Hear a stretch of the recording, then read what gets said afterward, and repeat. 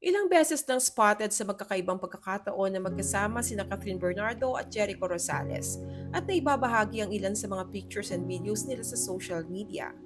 Bilang mga big stars, kaya hindi maiwasang masensationalize ang pagsasama nila. Sa Facebook ay ibinahagi ni Joanne Canha ang pictures nila together with Catherine and Echo sa running track. Sobrang approachable daw ng dalawang artista. Sila pa daw mismo ang nag-o-offer na magpakuha ng litrato kasama sila. Pero may isa pang kasama sina Catherine at Echo habang nagja-jogging, si John Manalo, na pamangkin ni Jericho na close friend rin ni Catherine since going Bulilit days pa. Sila yung magkakabatch noon kaya madalas rin sila nagkakasama at magkaibigan talaga sila.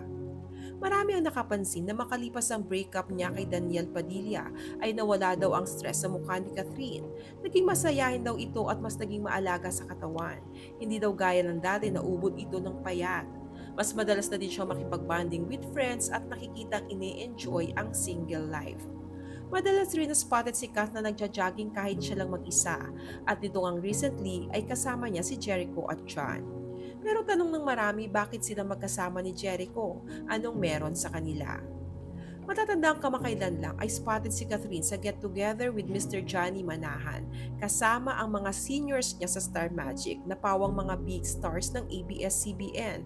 Sina Piolo Pascual, John Lloyd Cruz, Bea Alonso, Maha Salvador at nandun din si Jericho Rosales. Bukod dito ay may mga litrato rin sina Kat at Echo na magkasama sa isang bar. May spark daw sina Kat at Echo kapag pinapanood sila together ayon sa netizens. Matatandang sinabi ni Echo noon na ang gusto niyang makaparehang aktres sa pagbabalik pelikula ay walang iba kundi si Catherine Bernardo. Sakto naman, nakaka-break lang ng Kathniel noon, kaya malaya si Catherine makipag-team up sa ibang aktor. Sabi ni Jericho, naunahan lang daw siya ni Alden Richards, pero tamang timing lang daw ang kailangan. At sakto din naman, 2 days ago lang, nang kumpirmahing matagal nang hiwalay si Echo sa misis niyang si Kim Jones since 2019 pa, kaya walang dahilan kaya mabahiran ito ng mali siya. Dahil parehong single ay mayroong mga Echo and Cat shippers ang nagpaparamdam ngayon sa social media.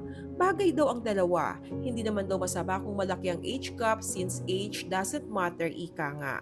Si Jericho ay 44 years old habang si Catherine naman ay 27. Meron silang 17 years age gap. Ngayong makailang ulit nang naspatan magkasama sina Echo at Kath, pakiramdam ng marami ay mas nagiging close na sila sa isa't isa. Pero baka naman daw may bago lang proyekto na silang dalawa ang magkasama. Kung sakaling gagawa ng movie together sina Echo at Kat, ano sa palagay nyo ang magandang tema na bagay sa kanilang dalawa? Share your thoughts below.